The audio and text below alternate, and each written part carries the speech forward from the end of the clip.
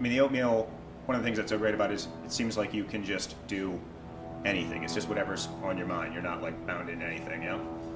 I just change it a lot. I get bored with the way I write and the way I draw, so I tend to shift around what I do. So you started the oatmeal like 4 years ago. It's huge.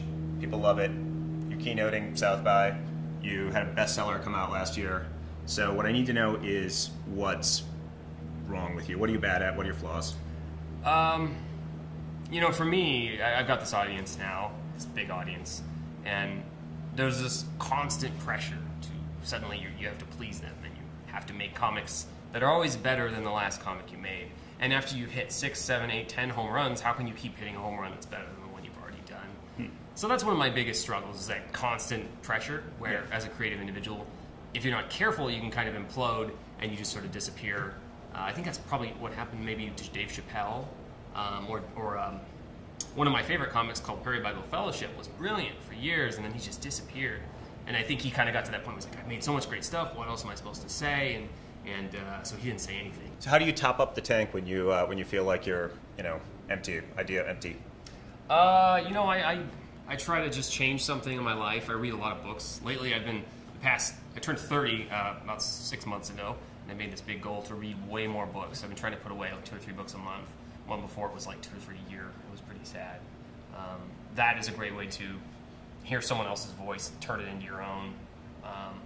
Other than that, I don't know, try new things, I guess. I know it's kind of stupid cliche, but that's all I got. Can you give me a little preview of your keynote? Yeah, I'm going to talk about, mostly when I give speeches, I talk about my creative process, some of my favorite comics, some things I do well, things I do badly. This one I'm going to do that, but the second half I'm going to talk about my experience with crowdfunding and what happened with the lawsuit last year and what happened with the NikolaTesla Museum. So it'll be sort of like comics, creativity, crowdfunding. The NikolaTesla Museum, you set out to save the museum and raised, what, like 10 times as much as you were asking for initially? We needed 850 grand and we raised 1.3 million. So it wasn't 10 times. The campaign before that we needed 20 grand and we raised 211,000. You're like the world's biggest, or at least most visible NikolaTesla fan. What is it about him that speaks to you?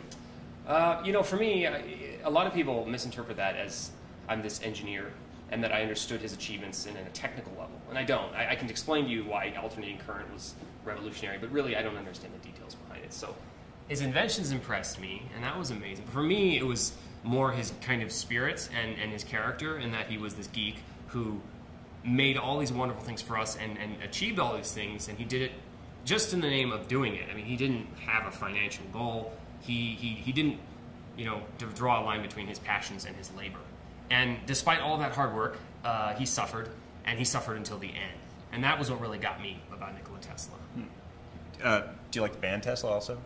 Not really. No. I think it's way before my time. Yeah, if you're 30, you might have been. You were like yay high, maybe. I'm a fan of Tesla Motors, though. I actually put the money down on the Model S, so I should get it between 1 and 6 months from now, according to their little thing. Oh, cool. Do you?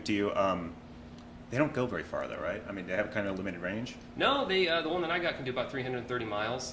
And I thought about it, and the last time I drove 300 miles was probably 3 years ago on a trip to Portland. I don't really do long road trips, and if I do, most people just rent a car. And usually, if you just recharge it at home, that's you can go a long way without ever recharging. Are you generally an early adopter type? Have you played with Google Glass yet?